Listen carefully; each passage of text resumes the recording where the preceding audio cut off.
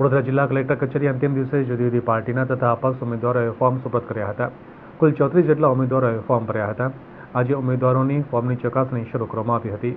વડોદરા લોકસભાની ચૂંટણી 7મી મેના રોજ યોજાનાર છે. ફોર્મ ભર્યા બાદ ઉમેદવારોના ફોર્મની સ્ક્રુટિની આજે કરવામાં આવી હતી, જેમાં 22 ઉમેદવારો દ્વારા 34 ફોર્મ ભરવામાં આવ્યા હતા.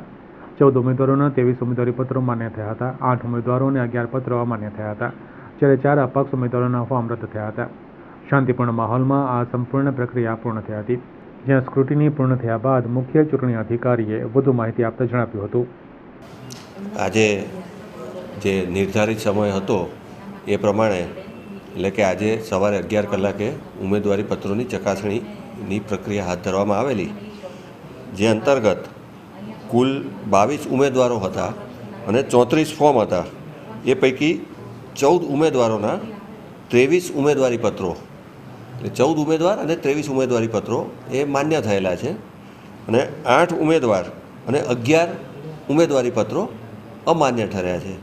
જે અમાન્ય ઠર્યા છે એ જે 8 છે એમાંથી 2 પોલિટિકલ પાર્ટીના જે સબસ્ટિટ્યૂટ કેન્ડિડેટ હોય, એટલે મેઇન કેન્ડિડેટનું માન્ય થાય એટલે નિયમ પ્રમાણે આપોઆપ એના સબસ્ટિટ્યૂટ કેન્ડિડેટનું અમાન્ય કરવાનું હોય છે.